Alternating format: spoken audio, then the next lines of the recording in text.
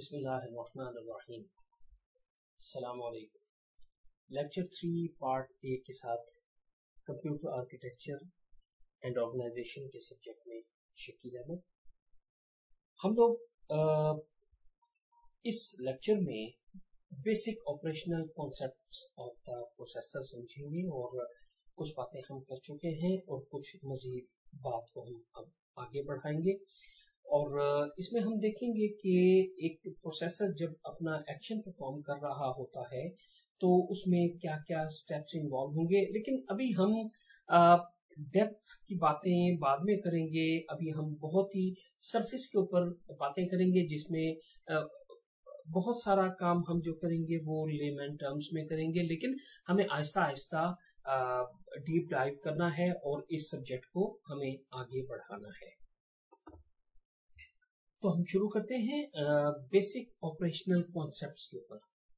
अब आप देखिए कि आप कंप्यूटर साइंसेस के स्टूडेंट हैं और बहुत सारे जो है आप इसके बारे में स्टडी कर चुके हैं। एटलीस्ट 2 सब्जेक्ट्स आप पढ़ चुके होंगे अब तक, जिनके अंदर आपने प्रोग्रामिंग के टॉपिक्स पढ़े होंगे।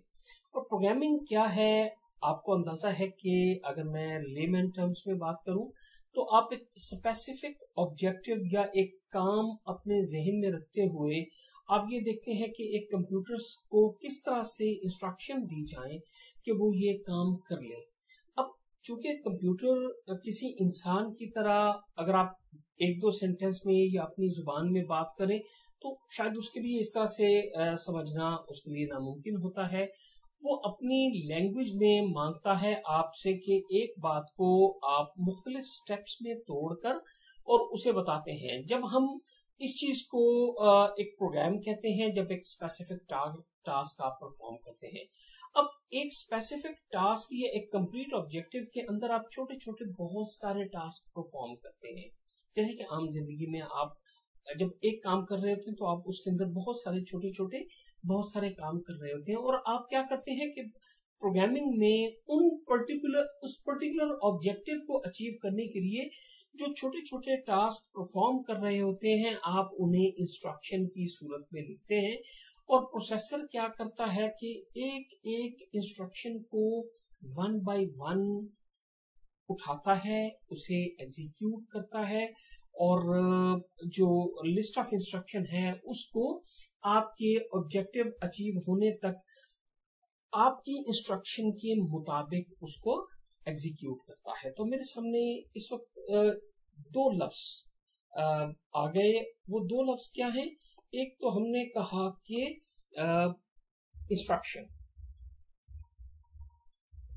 इंस्ट्रक्शंस, या मैं कहता हूं कि list of instruction is program. एक चीज तो ये हमारे सामने आ गई कि हमें अंदाजा हुआ कि एक प्रोग्राम क्या होता है। आप ऑलरेडी इस चीज को बहुत अच्छे तरीके से जानते हैं कि प्रोग्राम क्या होता है। अच्छा, दूसरी बात हमारे सामने जो आती है वो हमने कहा कि प्रोसेसर क्या करता है, वो प्रोग्राम को एग्जीक्यूट करता है। ओके, एक प्रोसेसर जो है वो करता क्या है, वो प्रोग्राम को एग्जीक्यूट करता है। अब एग्जीक्यूट करना क्या है, ये प्योरली हमारे इस सब्जेक्ट का हिस्सा है। एग्जीक्यूट करने से मुराद ये है कि उस पर्टिकुलर प्रोग्राम को मेन मेमोरी में लोड किया जाएगा पहले, और फिर 1 बाय 1 उसकी इंस्ट्रक्शन को प्रोसेसर में डाला जाएगा। एक पूरा प्रोसेस है। हमने कंट्रोल यूनिट की भी थोड़ी सी बात कर ली थी और ALU की भी थोड़ी सी बात कर ली थी, और हमने कहा कि जब उसके अंदर उसे एक खास तरतीब से जब उन्हें भेजा जाता है तो वो प्रोसेस हो जाता है या एग्जीक्यूट हो जाता है। जब वो एग्जीक्यूट होता है तो उसका एक पर्टिकुलर एक आउटपुट होती है। तो हम ये कहते हैं to perform a given task, ये कर्सर पे नजर रखिए कि to perform a given task an appropriate program consisting of list of instruction is stored in the memory. जी, अब देखिए प्रोग्राम हो सकता है कि हार्ड डिस्क में पड़ा हो। जब आपने उसे एग्जीक्यूट करना है, जब आपने उसे प्रोसेस करना है, तो स्ट्रेट अवे पहले उसे मेन मेमोरी में लोड करना होगा। मेन मेमोरी में जब वो लोड होगा तो वो किसी पर्टिकुलर लोकेशन में, ऐसा नहीं है कि कोई भी प्रोग्राम जब लोड होगा तो उसके लिए कोई स्पेसिफिक लोकेशन पहले से रिजर्व्ड होगी। नो नो, जितनी हमारे पास मेन मेमोरी में स्पेस होगी उसके अंदर जब ये प्रोग्राम लोड किया जाएगा तो इसे जो बेहतरीन जगह मिलेगी ये वहां पे लोड हो जाएगा, और कहीं से इसका कोई एक स्टार्टिंग पॉइंट होगा। से फॉर एग्जांपल हमारी जो मेन मेमोरी है उसके अंदर 1000 लोकेशन है, 1024 लोकेशंस हैं, और हर लोकेशन में कोई ना कोई कंटेंट्स रखे हुए हैं। और ये हमारा जो पर्टिकुलर प्रोग्राम, अगर हम एक हाइपोथेटिकल प्रोग्राम हम बनाए बैठे हैं, this is consisting of only 20 instructions, और ये इंस्ट्रक्शन उस 1000 लोकेशंस के अंदर कहीं पे ये 20 जो हमारी इंस्ट्रक्शंस हैं वो वहां पे जाके प्लेस हो जाएंगी।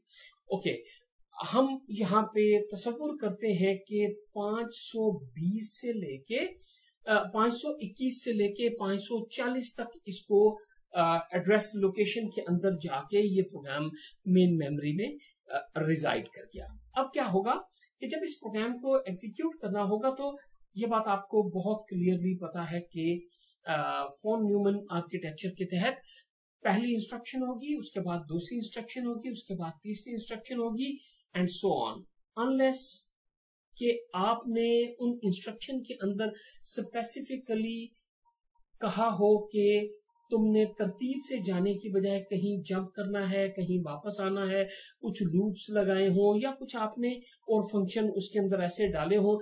अदरवाइज फॉन न्यूमन आर्किटेक्चर ये कहता है कि उसकी जब प्रोसेसिंग होगी तो एक तरतीब के साथ होगी।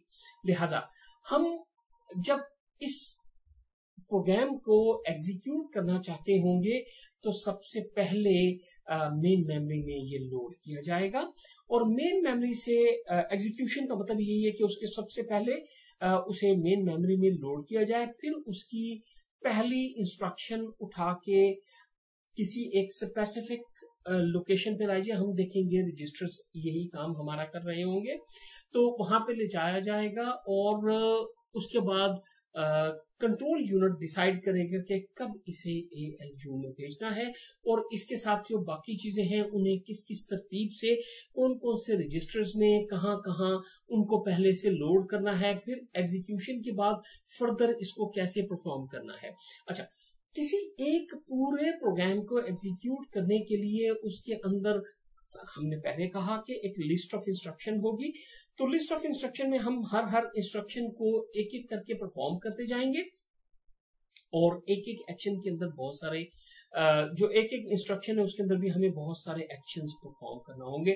तो हम एक छोटी सी और बिल्कुल सादा सी एक इंस्ट्रक्शन को सबसे पहले हम अपने सामने रखते हैं। हम कहते हैं load R2 location comma LOC, इसका मतलब है लोकेशन। अच्छा, इसमें मैं कर क्या रहा हूं, मैं ये कहता हूं कि मैंने, अगर मैं इसको इस तरह से लिख लूं, लोड स्पेस R2 521, इसका मतलब ये है कि 500 मेन मेमोरी की 521 लोकेशन के ऊपर जो कंटेंट्स हैं लोड करो उन्हें रजिस्टर 2 में, राइट। जब ये बात हो गई तो इसका मतलब ये है कि मेमोरी की लोकेशन 521 में जो कंटेंट्स होंगे उन्हें वहां से रीड किया जाएगा। रीड करने का मतलब ये है कि उन्हें वहां से सिर्फ कॉपी करके लाया जाएगा और रजिस्टर 2 में लोड कर दिया जाएगा, और उस लोकेशन पे जो कंटेंट्स हैं उन्हें अल्टर नहीं किया जाएगा, उनके साथ कोई मॉडिफिकेशन नहीं की जाएगी। तो रीड करने का मतलब ये है कि जो एड्रेस हमने दिया है वहां से हमने कंटेंट्स को उठा तो लिया जाएगा, लेकिन और उन्हें लोड भी कर दिया जाएगा R2 में, लेकिन वहां 521 लोकेशन पे कोई चेंज नहीं आएगी, लेकिन रजिस्टर 2 में अगर कुछ पहले पड़ा था दैट वुड बी ओवररिटन। वो क्या होगा, वो ओवररिटन हो जाएगा और जो हमारे पास कॉन्टेंट्स थे 521 के वो उसके अंदर आकर लोड हो जाएंगे। Okay, execution of this instruction, ये बड़ी मामूली सी बात थी कि हमने कहा कि लोकेशन 521 से कॉन्टेंट्स उठाओ और रजिस्टर 2 में लोड कर दो। अच्छा, अब इसके अंदर कई स्टेप हमें परफॉर्म करने होंगे। First, the instruction is fetched from the memory into the processor. सबसे पहली बात, ये पर्टिकुलर इंस्ट्रक्शन मेमोरी से उठेगी और इसको हम फैचिंग कहेंगे। हम अभी थोड़ी देर में देखते हैं कि एक साइकिल कैसे हम पूरा परफॉर्म करते हैं। तो उसके अंदर जो पहला स्टेप होगा हम उसे कहेंगे फैचिंग। हम उसमें जो इंस्ट्रक्शन है उसको फैच करेंगे from the memory into the processor. हम उसे फैच करके ले आएंगे प्रोसेसर में। Next operation is to be performed is determined by the control unit. अब इसके बाद क्या करना है कंट्रोल यूनिट, जो मिसाल मैंने पिछले लेक्चर में दी थी कि गाड़ी को चलाने के लिए एक पूरे कहने को एक बात है गाड़ी को चलाओ, राइट। अब इसके अंदर जो सारे स्टेप्स हैं वो 1 बाय 1 और एक पर्टिकुलर सीक्वेंस के साथ होंगे तो गाड़ी चलेगी। तो कंट्रोल यूनिट का काम यही है कि वो देखेगा कि इसको मैं तरतीब के साथ कैसे करूंगा। Next, the operation to be performed is determined by the control unit. The operand at location is then fetched from the memory into the processor. जी, सबसे पहले तो ये देखा जाएगा कि इंस्ट्रक्शन क्या है। वो कह रही है लोड करो। लोड करने के लिए आपको जाके पहले आपने इंस्ट्रक्शन फेच की जिसने कहा लोड R2 टू लोकेशन से 521। इसके बाद जो है आप वहां से जाके लोड करेंगे और स्टोर कर देंगे रजिस्टर R2 में। Okay, after the operand have been loaded from the memory into the processor register, arithmetic और logic operation can be performed on them. Say for example हमारे पास जो बात है वो ये कह रही है कि एड R4 R2 R3। एक बात जो हम आगे जाके बहुत ज्यादा तफसील के साथ पढ़ेंगे, तो जब भी हम लफ्ज ऐड कहेंगे तो वो सिर्फ दो के दरमियान होगा। यहाँ पे हमें और ये बात भी आपको पता है, हम पहले इस बात को कर तो चुके हैं लेकिन हम दोबारा तफसील के साथ देख रहे हैं। जब हम ऑनलाइन के मोड में गए हैं हम कह रहे हैं ऐड दिस इज ऑपकोड। ये वो फंक्शन है जो परफॉर्म करना है और इनके बाद जो चीजें यहाँ हैं उनको हम कहते हैं ऑपरेंड। ऑपरेंड वो है कि जिनके ऊपर ऑपकोड या वो जो फंक्शन है परफॉर्म करना है किनके ऊपर, इनके ऊपर। तो अगर हम इस पर्टिकुलर इंस्ट्रक्शन को समझना चाहें तो इस इंस्ट्रक्शन का मतलब ये है कि ऐड करो R3 को R2 के अंदर और जो जवाब हो उसे R4 के अंदर कॉपी कर दो, राइट। तो हम इसे पढ़ के देखते हैं। It adds the content of R2 and R3 then place their sum into register R4। तो ये ठीक हो गया, मतलब आसान सा काम था। हमने पहले R3 रजिस्टर के अंदर कोई कंटेंट्स डाले, लोड किए, फिर R2 के अंदर कुछ लोड किया, फिर जब ALU के पास ये इंस्ट्रक्शन गई तो उसने R2 और R3 के जो कंटेंट्स थे वो लिए, उनको ऐड किया और जाके R4 के अंदर उस रिजल्ट को प्लेस कर दिया, राइट।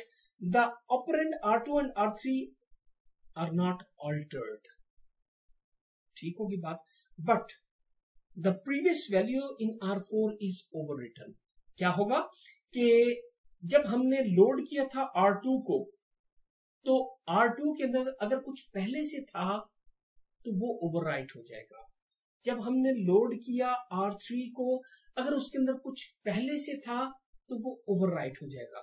जब हमने इंस्ट्रक्शन में कहा ऐड R4 R2 R3 कि जी R2 को R3 के अंदर ऐड करो और जो रिजल्ट है उसको R4 में ले जाओ। अब क्या होगा, R2 और R3 में जो कंटेंट्स हैं वो बिल्कुल चेंज नहीं होंगे, लेकिन R4 के अंदर जो कुछ अगर पहले से मौजूद था तो वो क्या होगा, वो खत्म हो जाएगा और उसकी बजाय जो R2 और R3 की जो समेशन के रिजल्ट्स थे वो वहां पे जाके पुराने कॉन्टेक्स्ट को खत्म कर देंगे और वो वहां पे जाके स्टोर हो जाएंगे। After completing the desired operation the results in the processor the results are in the processor registers.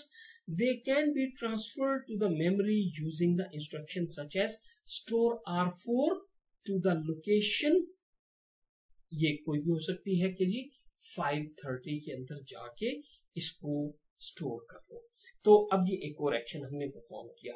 देखिए, हमने लोड किया R2 को, हमने लोड किया R3 को, और जब उन दोनों को ऐड कर लिया तो R4 के अंदर जाके स्टोर किया, और फिर हमने कहा कि जो R4 के अंदर जो कुछ पड़ा है उसे लोकेशन फला फला पे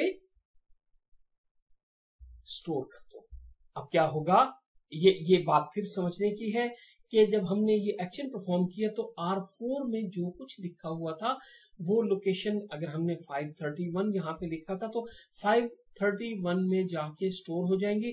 अब जो मेन मेमोरी के अंदर 531 पे जो भी कंटेंट्स थे वो ओवरराइट हो जाएंगे, बट R4 वही रहेगा।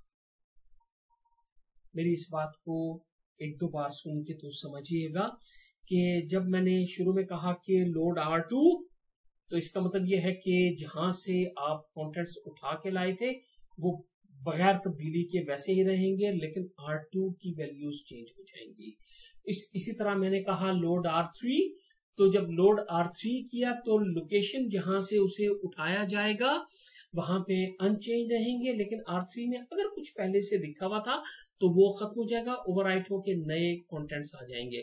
फिर हमने कहा ऐड R2 R3, अब R2 में भी कोई चेंज नहीं आएगी, R3 में भी कोई चेंज नहीं आएगी, और वो वैल्यूज जब समअप होके जाएंगी R4 के अंदर स्टोर होने के लिए, तो R4 में अगर पहले से कुछ लिखा हुआ था तो वो खत्म हो जाएगा, ये नई चीज वहां पे जाके स्टोर हो जाएगी। फिर हमने कहा store R4 to location at this, तो अब क्या होगा, R4 के अंदर जो चीज थी, फर्ज करें हमने कहा था लोड R2, तो कोई वैल्यू थी 2, वो R2 के अंदर आ गई। हमने कहा लोड R3, कोई एक वैल्यू थी 4, वो वहां पे आके स्टोर हो गई। और अब R2 और R3 के अंदर 2 और 4 है, हमने कहा ऐड R2 R3, जवाब आया 6 को हमने जाके स्टोर कर दिया R4 में। फिर हमने कहा store R4 to location such location. अब क्या होगा कि R4 के अंदर तो 6 वैसे ही पड़ा रहेगा जब तक कि R4 फिर कभी इस्तेमाल होते हुए ओवरराइट ना हो जब तक, लेकिन लोकेशन जो हमने दी, फर्ज करें कि जैसे मैं कह रहा हूं कि मैंने कहा कि 531, तो 531 पे जाके ये जो कंटेंट्स हैं R4 के, जो कि वैल्यू थी 2 की समेशन की, 2 + 4 के बराबर थी, तो इक्वल टू 6, तो 6 जाके वहां पे स्टोर हो जाएगा, लेकिन R4 के अंदर कोई चेंज नहीं होगी। अगर इसके हवाले से कोई जहन में आपके क्वेश्चन है तो इंटरैक्टिव सेशन में हम उसको बड़ी तफसील के साथ बात कर सकते हैं। तो हम देखते हैं for load and store instructions transfers between the memory and the processors are initiated. हाँ, हमें ये बात समझ आई कि जब भी हम लोड करते हैं तो इसका मतलब मेमोरी से कुछ उठा के लाते हैं और प्रोसेसर के अंदर जो रजिस्टर्स हैं उनको लोड करते हैं, और जब हमने स्टोर करना होता है तो मेमोरी के रजिस्टर्स में से हमें अंदाजा अभी पूरी तरह नहीं है कि किस रजिस्टर में क्या चीज हम कैसे रखेंगे, और किस रजिस्टर में, कुछ जनरल पर्पस रजिस्टर में कुछ चीजें रखेंगे, कुछ आके स्पेशल पर्पस में रखेंगे। तो हम अभी बहुत ज्यादा इस तफसील में इस लेक्चर में तो नहीं जाएंगे, लेकिन हमें ये अंदाजा जरूर हो रहा है कि जब भी हमने कुछ एक्शंस परफॉर्म करने होते हैं तो हम कुछ चीजें मेमोरी से उठाते हैं, प्रोसेसर पे लाते हैं, प्रोसेसर के रजिस्टर्स के ऊपर लाते हैं, फिर कुछ एक्शंस जो ALU के अंदर परफॉर्म होते हैं, उन सारों को परफॉर्म करने के बाद हम वापस कुछ चीजें हैं जो लेके जाते हैं टूवर्ड्स द मेमोरी स्टोर करने के लिए, राइट। तो एक बात हमें अंदाजा हो गया कि हमारे मेमोरी, अगर ये हमारी पूरी प्रोसेसर की चिप है और ये हमारी मेन मेमोरी है, तो इसके दरमियान ये हर वक्त कम्युनिकेशन होती रहती है, राइट। तो ये communication, this is very important for us. For load and store instruction, transfer between the memory and the processors are initiated by sending the address of the desired memory location to the memory unit and asserting the appropriate control signal. The data are then transferred to or from the memory. Yes. हम जब control unit जो है, जब उसमें load करना होता है, तो लोड करने का मतलब ये है कि सिर्फ रीड करता है मेन मेमोरी से और राइट करता है ओवर द रजिस्टर. जब उसने स्टोर करना होता है तो तब वो क्या करता है, रीड करता है फ्रॉम द रजिस्टर और ओवरराइट या राइट करता है जाके मेन मेमोरी पे. पिछले एग्जांपल को एक बार फिर गौर से सुन लीजिए तो आपको इस बात का अंदाजा हो जाएगा कि कंट्रोल यूनिट जो है वो इस चीज के सारी इंस्ट्रक्शंस इशू कर रहा होता है कि कब कौन सी चीज ओवरराइट होगी और कौन सी इंटैक्ट रहेगी, राइट. तो अगर इस बात में थोड़ी सी भी कंफ्यूजन है तो इस लेक्चर को दोबारा जरा सुन के देखेंगे तो आपको अंदाजा हो जाएगा कि इस बात का मतलब क्या है. Figure shows how the memory and the processor can be connected. तो एक मेमोरी का ये जो इंटरफेस है ये प्रोसेसर के अंदर मौजूद है. और हम अगर पिछले लेक्चर पे जाएं तो हमें पता है कि मेमोरी के लिए जो हमारा इंटरफेस है वो बेसिकली मेमोरी एड्रेस रजिस्टर और मेमोरी डाटा रजिस्टर, इंटरचेंजेबली हम मेमोरी डाटा रजिस्टर या मेमोरी बफर रजिस्टर, तो MBR MDR अगर आपको ये नजर आते हैं तो दीज आर इंटरचेंजेबल. इन दोनों को हम इस्तेमाल करते रहेंगे. कभी हम इनको मेमोरी बफर रजिस्टर कहेंगे, कभी मेमोरी डाटा रजिस्टर कहेंगे और एक मेमोरी एड्रेस रजिस्टर है. इनके बारे में थोड़ा बहुत मैं पहले ही कह चुका हूं कि ये वो हैं जो सिर्फ मेमोरी और प्रोसेसर के दरमियान कम्युनिकेशन के लिए ये दोनों इस्तेमाल होते हैं. Okay. The interconnection between these components are not shown explicitly, but we will discuss these functional characteristics here.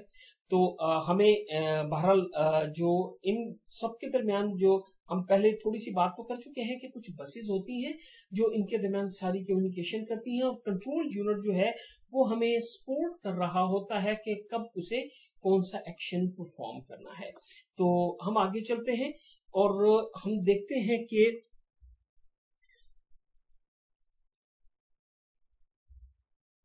मैं यहाँ पे इसको थोड़ा सा समअप किया है जो सारी बात मैंने कही है.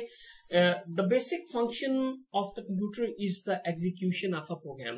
हमें पता है कि एग्जीक्यूशन का मतलब होता है bringing of the program into the memory to decode the instruction. हाँ, ये एक बात हमें देखनी है कि हम अगर एक इंस्ट्रक्शन प्रोसेसिंग का साइकिल पूरा देखते हैं तो वैसे तो दो मेजर स्टेप है उसके अंदर. फैचिंग है कि पहले आप उठा के लाते हैं फिर उसको एग्जीक्यूट करते हैं, लेकिन उसके दरमियान एक और प्रोसेस है जो हम जब डिटेल में जाएंगे तो हम उसे कहेंगे डिकोड भी करते हैं, राइट. डिकोड करने का मतलब ये है कि जब हम कहते हैं कि add this and store, first कीजिए कि जो मैंने ये वाली इंस्ट्रक्शन आपके सामने कही थी, हमने इस बात को पहले कंप्यूटर समझेगा कि चाहता क्या है, जो ये वाली इंस्ट्रक्शन है उसमें मुझे करना क्या है. This is called the decoding. Decoding उसको ये समझाएगी कि R2 के कंटेंट्स को ऐड करना है R3 के साथ और इसको स्टोर कर देना है जाके R4 के अंदर. तो ये एक डिकोडिंग का प्रोसेस होगा. तो हम कहते हैं कि एग्जीक्यूशन का मतलब है bringing of the program in the memory to decode the instruction and perform the functionality.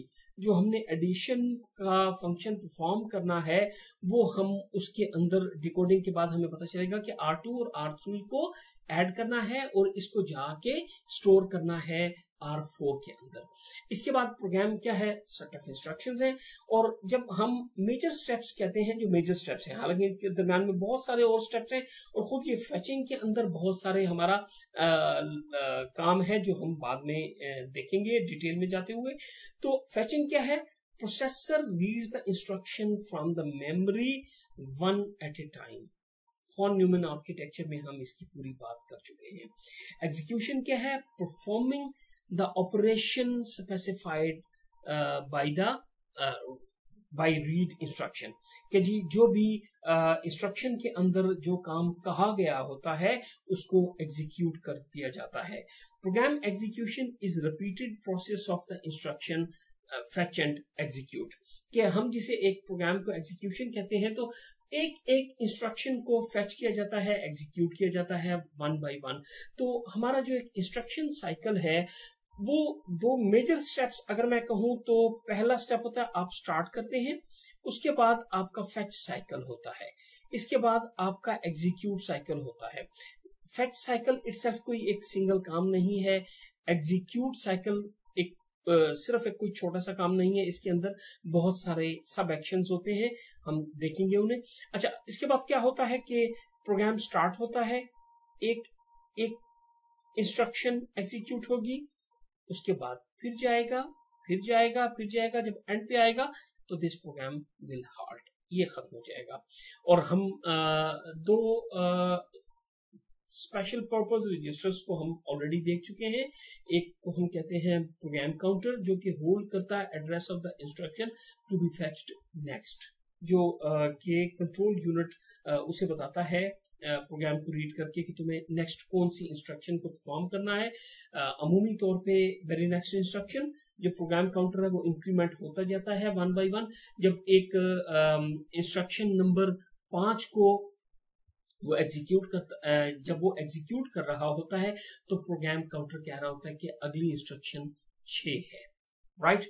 और जब वो 6 को एग्जीक्यूट कर रहा होता है तो वो वहां पे वो इंक्रीमेंट करके 7 कर देगा, अनलेस अदरवाइज कि जी वो एक्सप्लिसिटली आप कहते हैं कि 7 के बाद तुम्हें 29 पे से चले जाना है। तो ये प्रोग्राम काउंटर हमारे लिए ये काम कर रहा होता है। और इसी तरह इंस्ट्रक्शन रजिस्टर जो है वो स्टोर करता है फेच्ड इंस्ट्रक्शन को। तो ये चीजें हम देख रहे हैं। और इसके अलावा मैं अगर कहूं कि जब हम एक एक्शन को परफॉर्म कर रहे होते हैं, एग्जीक्यूशन या एक इंस्ट्रक्शन को हम एग्जीक्यूट कर रहे होते हैं, तो हम इस दौरान बहुत सारे फंक्शंस परफॉर्म कर रहे होते हैं। हम जो प्रोसेसर और मेमोरी के दरमियान एक एक्शन परफॉर्म हो रहा होता है कि डाटा ट्रांसफर हो रहा होता है। जैसे आपने कहा कि लोड R2, इसका मतलब है कि एक particular location of the main memory से आपने डाटा रीड किया और लेके आए टूवर्ड्स द रजिस्टर 2। इसी तरह जब आपने कहा कि store at R4 at such location, तो तब आपने क्या किया कि प्रोसेसर से डाटा लिया और आप चले गए मेमोरी की तरफ। इसी तरह प्रोसेसर और इनपुट आउटपुट डिवाइसेस के दरमियान भी एक कम्युनिकेशन होती है। तो data transfer from input devices to the CPU और फ्रॉम सीपीयू टू आउटपुट। ऐसा नहीं है कि प्रोसेसर से इनपुट यूनिट को कोई डाटा जाता हो, नहीं, इनपुट से डाटा प्रोसेसर को जाता है और प्रोसेसर से डाटा आउटपुट यूनिट्स को जाता है। तो अगर हम आईओ की बात करेंगे तो आईओ की तरफ तो टू वे कम्युनिकेशन होगी, जैसे कि हम प्रीवियस लेक्चर्स में एक जगह देख चुके हैं। लेकिन अगर हम स्पेसिफिकली इनपुट यूनिट को अलग दिखाएं और आउटपुट यूनिट को अलग दिखाएं तो फिर वन वे होगा कि इनपुट से हमेशा प्रोसेसर की तरफ से जाएगी और प्रोसेसर से आउटपुट की तरफ जाएगी। ऐसा नहीं है कि आउटपुट से प्रोसेसर की तरफ कोई चीज आ रही हो।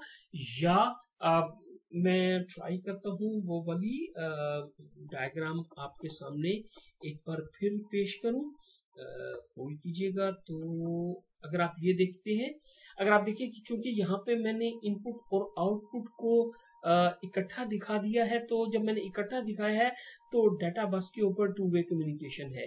लेकिन अगर मैं इनपुट यूनिट और आउटपुट यूनिट को अलग अलग दिखाऊंगा तो उस सूरत में ये होगा कि इनपुट से वन वे जाएगी टूवर्ड्स द सीपीयू और सीपीयू से आउटपुट की तरफ वन वे जो है वो डाटा की ट्रांसफर होगी। तो हम यहाँ पे अपना लेक्चर को खत्म करने से पहले मैं थोड़ी सी बात और कर लेता हूँ कि हमारे पास प्रोसेसर और मेमोरी के दरमियान मुख्तलिफ डाटा की ट्रांसफर होती है। प्रोसेसर और इनपुट आउटपुट डिवाइसेस के दरमियान डाटा की ट्रांसफर होती है और डाटा की प्रोसेसिंग होती है। डाटा की प्रोसेसिंग से मुराद ये है कि अरिथमेटिक और लॉजिक यूनिट्स के अंदर जो मुख्तलिफ एक्शंस परफॉर्म होते हैं। हमने बात कही थी कि जो लॉजिकल फंक्शन जैसे हम एंडिंग, ऑरिंग या मुख्तलिफ किस्म के कंपैरिजन या शिफ्ट करते हैं तो ये सारे लॉजिक फंक्शंस हैं।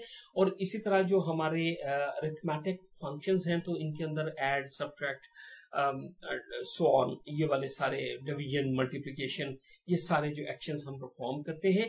इसके अलावा हमारा control is very very important. Instruction that alter the sequential execution of the instruction. तो कंट्रोल फंक्शंस जो है वो हमारा वो बहुत इंपॉर्टेंट इसके अंदर रोल प्ले कर रहा होता है। हम सीयू पे बहुत ज्यादा बात करेंगे आने वाले लेक्चर्स में।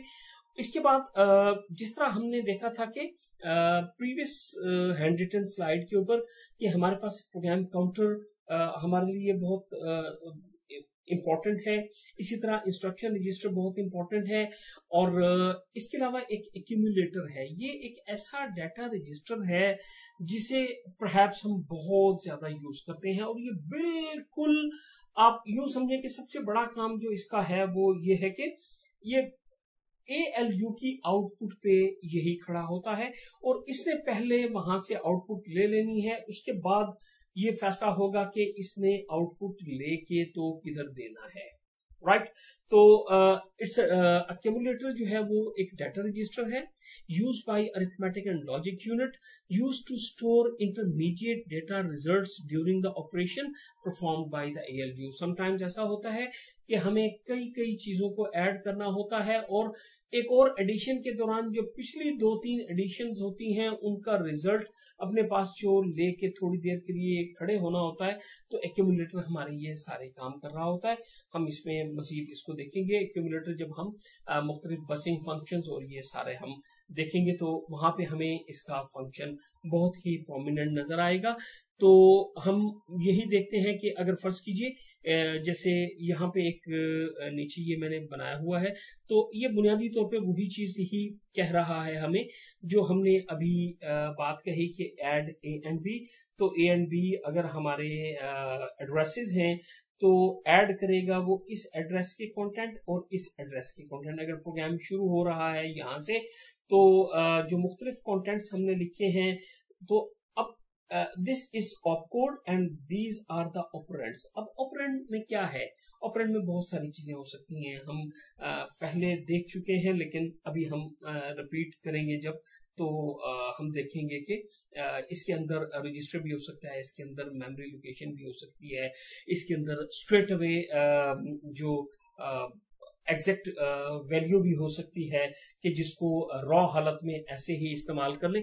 तो इसमें हम देखेंगे कि हम आया इसमें एड्रेस है वो हम जब डिकोड करने लगेंगे तो मुख्तलिफ टाइप की जो इंस्ट्रक्शंस हैं तो उनकी डिकोडिंग में हमें पता चलेगा कि ये जो ऑपकोड के आगे जो ऑपरेंड्स हैं वो क्या हैं और कितने ऑपरेंड्स हैं, ये सारी तफसीलात में हम इंशाल्लाह जाएंगे।